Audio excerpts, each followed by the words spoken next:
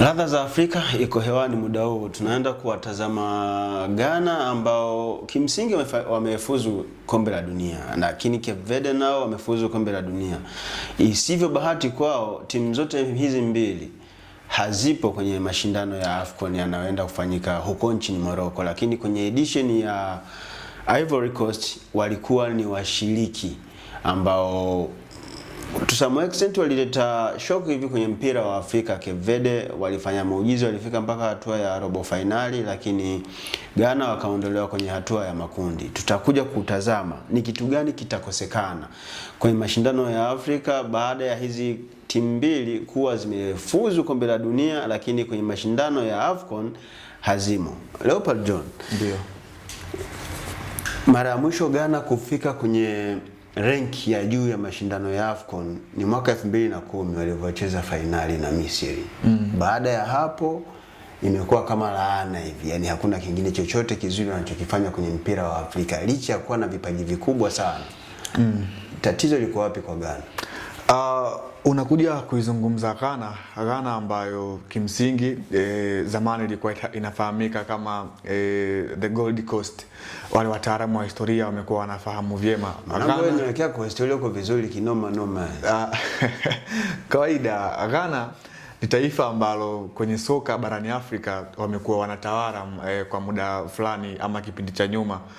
Ghana kwenye michuano ya AFCON hawa ni wanashikilia rekodi ya kuwa timu nambari 3 kushinda hili taji mara nyingi, wakiwa wametoa hili taji mara 4, wakiwa wamefanya hivyo mwaka 1963 ikiwa mara yao ya kwanza, lakini pia wakaja kutoa mwaka 1965 kwa mara ya pili, wakaja wakatoa mwaka 1978 kwa mara ya 3, na mara ya 4 ikawa ni mwaka 1988, na huo ndio ulikuwa mwisho wa Ghana kuweza kuchukua michuano ya AFCON kama bingwa. Unakuja kuangalia tangu mwaka 88, mwaka 82 hadi mwaka 2010 Ghana ndio ikapata kizazi kipya cha dhahabu, wakina Asamoah Gyan, wakina Jordan Ayew, wakaenda kufika finali AFCON ya mwaka 2010 pale nchini Angola, wakaweza kufungwa na Misri bao 1-0 dakika 85, bao la Misri likifungwa na Gego na Gedo, sio Gego, kuna Gego yule wa Singida Black Stars, huyu alikuwa anaitwa Gedo. Gedo alifunga bao dakika 85. Kwa anakuja kuangalia Ghana kwa sehemu moja imekuwa haifanyi vizuri kwenye hii michuano siku za hivi karibuni, hasa michuano iliyopita ya pale nchini Ivory Coast walikuwa kundi moja na Misri, lakini pia Msumbiji waliweza kuishia hatua ya makundi nafikiri kwenye hili michuano. Kwa hiyo unaangalia taifa kama Ghana, taifa lenye historia barani Afrika, kwa kufika robo finali ya michuano ya kombe la dunia mwaka 2010 pale nchini Afrika Kusini, wamekuwa wana mwendelezo mbaya kwa sehemu moja ama nyingine. Ghana ni taifa ambalo limeshindwa kufuzu michuano ya AFCON ya mwaka huu, lakini wameweza kuqualify kwenye michuano ya kombe la dunia mwaka 2026. Unakuja kuona ni kitu cha maajabu kwamba kwenye michuano ya ndani wameshindwa kufuzu, lakini kwenye ile michuano ya nje wameweza kuqualify. Sio kwamba waliweka nguvu kubwa kwenye kombe la dunia, maybe wali underestimate mashindano ya AFCON, nasema tukose AFCON lakini tupate kombe la dunia. Ndio maana kule kwenye big stage wamequalify, lakini huku hawajafanikiwa kuqualify. Sio kwamba wali underestimate haya mashindano ya AFCON wakaona sisi tuwekeze nguvu huko. Imekuwa ni kasumba ya timu nyingi za Afrika kwa wakati huu, hata Morocco. Tunakuja kuwazungumza Morocco ambao walifika semi final ya michuano ya World Cup 2022 pale nchini Qatar, lakini angalia AFCON iliyofuatia ya mwaka 2023 ambacho walikifanya, waliishia hatua ya 16 bora kwenye ile michuano. Kwa hiyo unakuja kuangalia the same kwa Ghana, walikuwa wameinvest nguvu kubwa sana kwenye qualify michuano ya World Cup ambayo hii ni michuano ambayo kila mchezaji ana ndoto kuweza kuicheza. Yaani kuna wachezaji wakubwa barani Ulaya lakini pia Afrika wana shauku ya kuweza kuicheza hii michuano. Kwa hiyo Ghana wao nguvu kubwa wakaiwekeza kwenye kufuzu World Cup, and then kwenye michuano ya AFCON ni kama vile waliipuzia kwa sehemu moja ama nyingine, lakini bado ni taifa ambalo lina historia kwa sehemu moja ama nyingine. Ukiwatazama wachezaji wa Ghana ambao wanaenda kukosekana kwenye hizi finali za AFCON, mchezaji kama Kudus, mchezaji kama Partey, Iñaki Williams, Semenyo, ni majina makubwa sana na wana profile kubwa sana kwenye mpira duniani. Hakuna kitu chochote kile ambacho tutakimisi sisi ambao ni machizi soka, kwamba tunatamani tungemwona Kudus anakuja kusumbuana na wachezaji wengine kwenye bara la Afrika kuendelea kudecorate mpira wa Afrika. Hakuna namna yoyote ile tunaweza tukapoteza ladha ya haya mashindano kwa kukosa wachezaji wenye majina makubwa kama hao. Of course michuano ya AFCON imekuwa inapambwa na hizi timu kubwa kwa kiasi chake, ama majayanti wa hii michuano. Ghana limekuwa ni taifa ambalo hata kama lisipofanya vizuri kwenye hii michuano, lakini kuna ile ladha ambayo wamekuwa wanaileta kwenye michuano ya AFCON kutokana na rekodi ambayo wameiweka mbalimbali, lakini pia zamani aina ya wachezaji ambao walikuwa hapo nao pamoja. Ghana hawa ambao tunawazungumza kwa kipindi hichi ni taifa ambalo kwa miaka ya hivi karibuni limekuwa halifanyi vizuri, lakini ukiangalia aina ya wachezaji ambao wapo kwenye vikosi vyao barani Ulaya, umemzungumzia Mohamed Kudus akiwa na Tottenham Hotspur, lakini pia Anton Semenyo wamekuwa wana mwendelezo mzuri, Atizigi, unakuja kuwazungumza ni wachezaji ambao kwa sehemu moja ama nyingine wamekuwa wanafanya vizuri. Hii kushindwa kuweza kuonekana kwenye michuano mikubwa barani Afrika kama ya AFCON kwa sehemu inaweza ikawa wanyima uwanda mpana hawa wachezaji kuweza kujiuza kwa sehemu nyingine. Unajua hii michuano ya AFCON watu wengi wamekuwa wanaichukulia mchekea, lakini ni michuano ambayo kwa mchezaji inamuongezea hadhi kwa sehemu moja ama nyingine. Kwa hiyo timu kama Ghana kushindwa kushiriki kwenye hii michuano, kuna baadhi ya wachezaji watapata affect kwa sehemu moja ama nyingine, kwamba wao watakuwa wanaishuhudia tu hii michuano kupitia runinga zao, ama wakiwa wanazitumikia timu zao huku taifa lao wao wakiwa wanashiriki.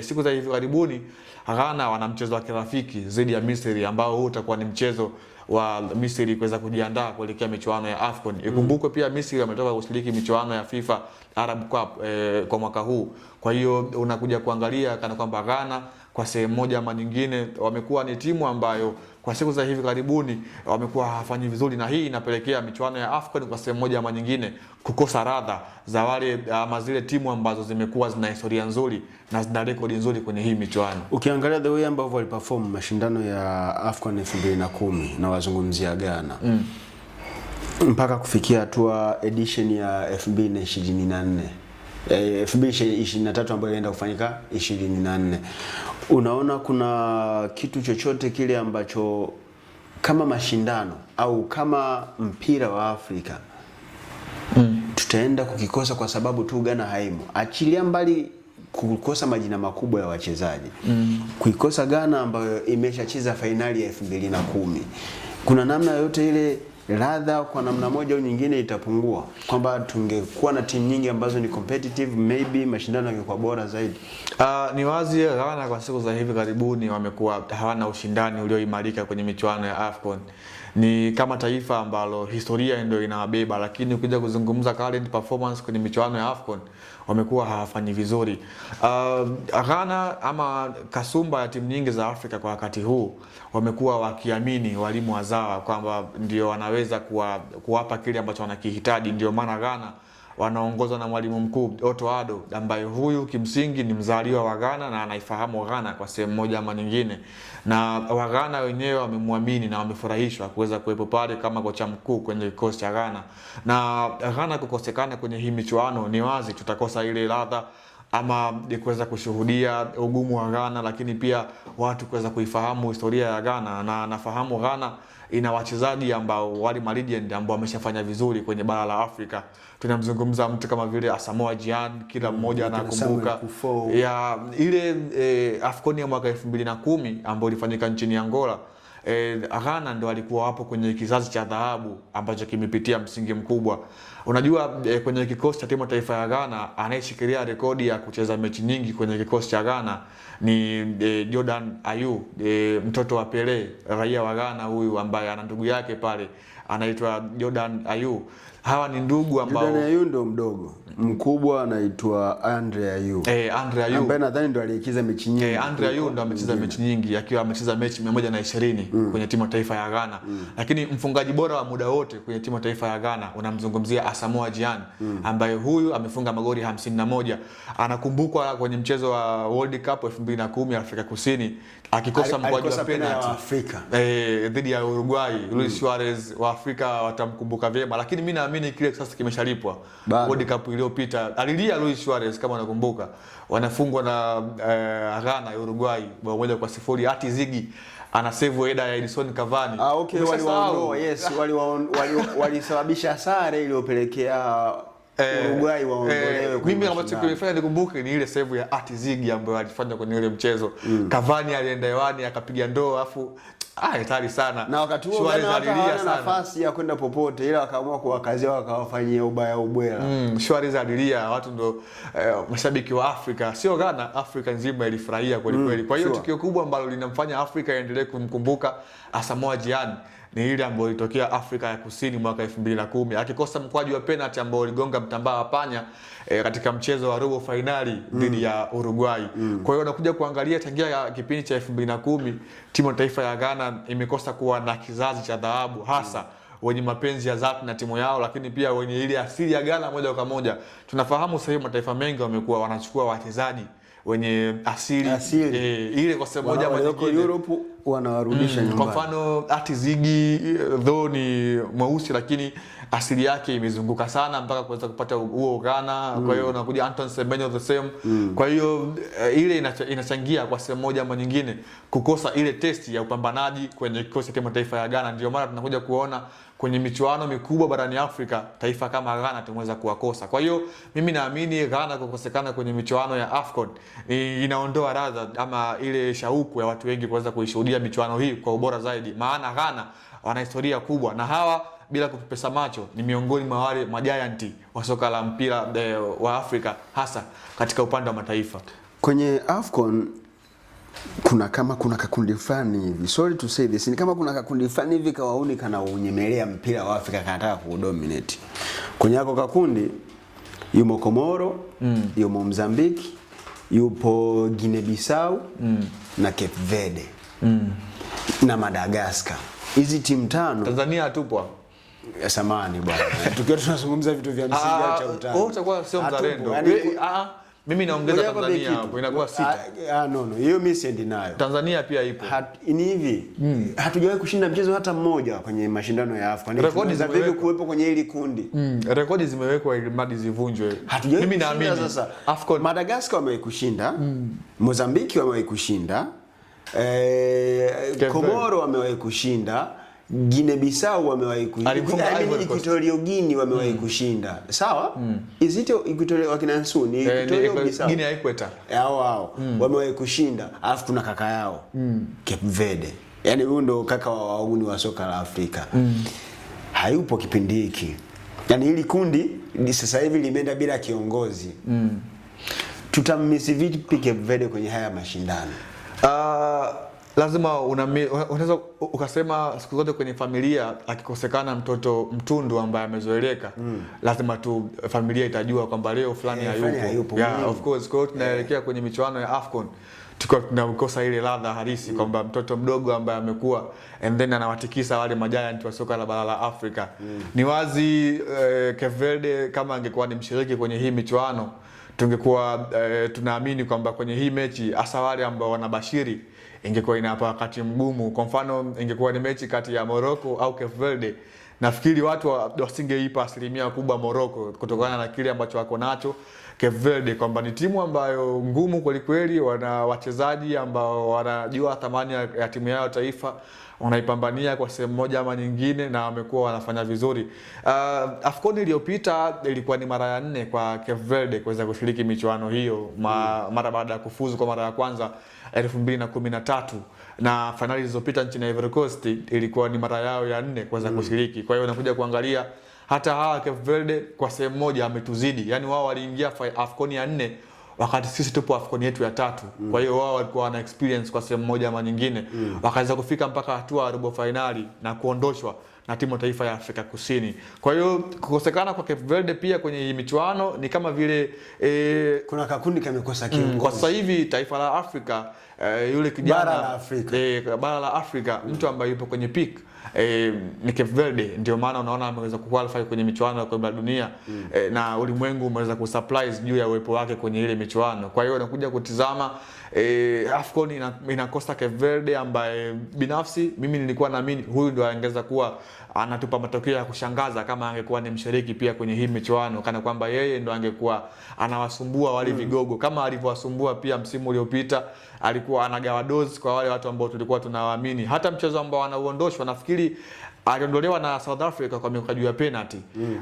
Unakuja kutizama Cape Verde ambao hawa kiasilia wanatokea ukanda wa wafu magharibi mwa Afrika. Kwa hiyo ni taifa ambalo of course lipo kwenye piki kwa wakati huu, lakini pia kukosekana kwa michuano ya AFCON huenda tukamisi pia uwepo wao kwenye hii michuano. Kinachowafanya Cape Verde wanafanikiwa kwenye mpira wa Afrika kwa sababu kucheza finali 4 za AFCON sawa, alafu na qualify kwenda kwenye kombe la dunia kwenye mpira wa miguu kwa bara la Afrika, kwa Cape Verde ambayo population yake hawazidi watu 500,000 wamefanikiwa. Sasa wao wanaweza nini? Yani ni kitu gani special walichonacho kama Cape Verde sisi Tanzania hatuna? Swali lako umeuliza kiuzalendo au umeuliza mimi Tanzania? Safi kabisa. Moja kwa moja nakuja kuangalia ni projects ambayo kama taifa wao walijiwekea. Unajua sasa hivi ukizungumzia ulimwengu wa soka ndio uwanda mpana ambao watu wengi wamekuwa wakitumia hata sehemu pia ya biashara. Ndio maana wao wakaona ili mradi taifa lao kwanza kulitangaza, kufahamika ulimwenguni, barani Afrika pia, lakini pia kuweza kujiuza kwa sehemu moja ama nyingine ni kupitia michezo, na wakaamini kupitia michezo taifa lao litakuwa kiuchumi. Ni wazi Cape Verde bado ni taifa changa na ni taifa ambalo kwa sehemu moja ama nyingine tumeweza kuwazidi kwenye kila eneo. Nazungumzia kwenye ile geographical, ukubwa wa kijiografia, lakini pia population, lakini pia hata kwenye 1 na 2 tumeweza kuwazidi. Unajua wakati napitia kwenye listi ya mataifa ambayo yanadaiwa deni kubwa, Cape Verde nao pia ni wamoja wao kwenye eneo la huko kwenye madeni tusiende. Kwa hiyo unakuja kuangalia pia ni sehemu ambayo tumewazidi kwa sehemu moja ama nyingine. Kwa hiyo wao kama taifa wakaja na mkakati kwamba wabezi kwenye mpira iwe sehemu yao ya kuweza kutangaza taifa lao. Sasa wakaamua kwamba why tusitafute wale wachezaji ambao wana asili ya Cape Verde au kuwashawishi wale ambao hawana asili waweze kubadili uraia waje kuwa hapa, yani waje kuwa raia wa Cape Verde. Maana ako Kampango ndo kamewafanya Cape Verde leo tunawazungumzia wamequalify kwenye World Cup. Hawezi qualify World Cup watatu wa Cape Verde waliojificha huko duniani au kuwafanyia lobbying watu wengine kutokea mataifa mengine alimradi tu waje kuichezea Cape Verde alimradi wavuke hapo.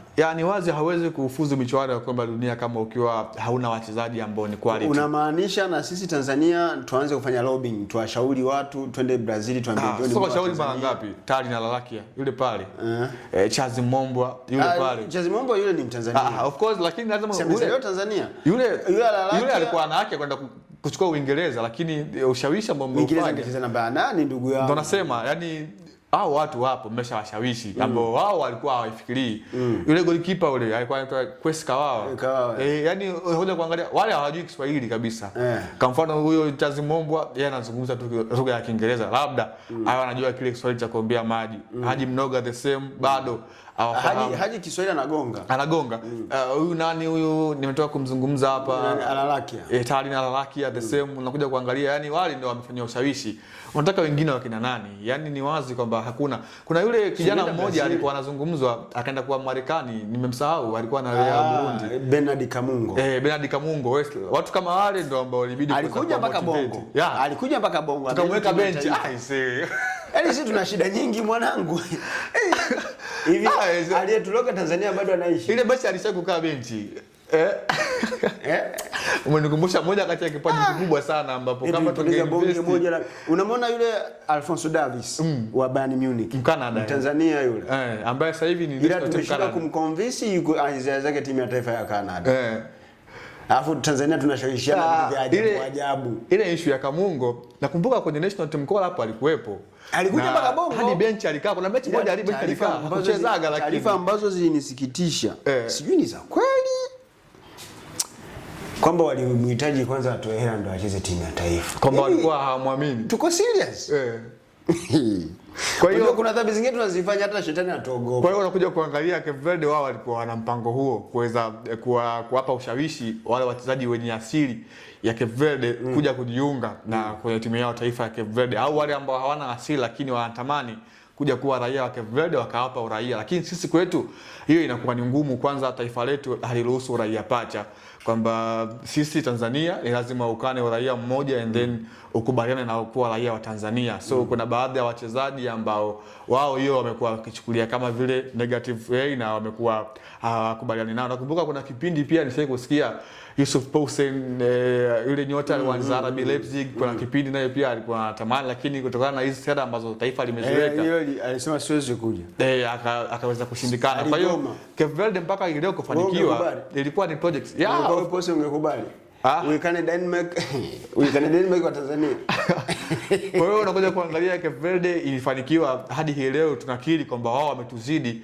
Nakumbuka kwenye qualifications za AFCON 2019 zile mechi za awali tulichezaga na Cape Verde, tukacheza na Lesotho. Tuliwapiga Cape Verde tukaweza kuwaondosha. Tumepata sare nyumbani kwao, tukafuzu zilikuwa AFCON za 2019 tukaja tukamfunga Uganda hapa 3-0. Leo wenzetu wako World Cup, sisi bado tunaruka ruka. Kwa hiyo unakuja kuangalia ni miaka mingapi, 2019 hadi leo 2020, zaidi ya miaka 6 wamefanya project na imeweza kuwalipa. Kuweza kufuzu michuano ya World Cup, yani taifa linakuwa linajiuza. Kwanza watu watakuwa wanalifuatilia ile taifa. Ndio maana sasa hivi tu, yani kwa kipindi hichi unaona Cape Verde amekuwa anafuatiliwa sana. Tunawazungumzia hapa. Lakini kama angekuwa fuzu hiyo michuano tungekuwa watu wajui, tungesema hawa ni wakina nani hawa. Lakini ilikuwa ni timu ambayo of course ni project kama taifa ameiweka, na hii leo wameweza kuwalipa. Neno fupi sana la kuwashauri wa Tanzania kwa kutumia kigezo cha Cape Verde. Fupi sana washauri wa Tanzania. Tanzania sio wa kushauri, ni watu ambao kwanza mimi na wewe watushauriki. Umeelewa vibaya. Na waheshimu wa Tanzania, na mimi mwenyewe pia ni Mtanzania. Kwa hiyo naheshimu uzalendo wangu ambao niko nao, hasa kwenye swala la kitaifa kama ile la national team. Watanzania ni watu ambao waelevu sana, kwanza na ni wakarimu. Taifa pekee ambalo barani Afrika linaongoza kwa ukarimu ni sisi hapa kwa Tanzania. Kama tunataka mafanikio kwa ukarimu, watu wanakula ofisini, wewe hauli hapo useme kuna ukarimu hapo. Tuendelee.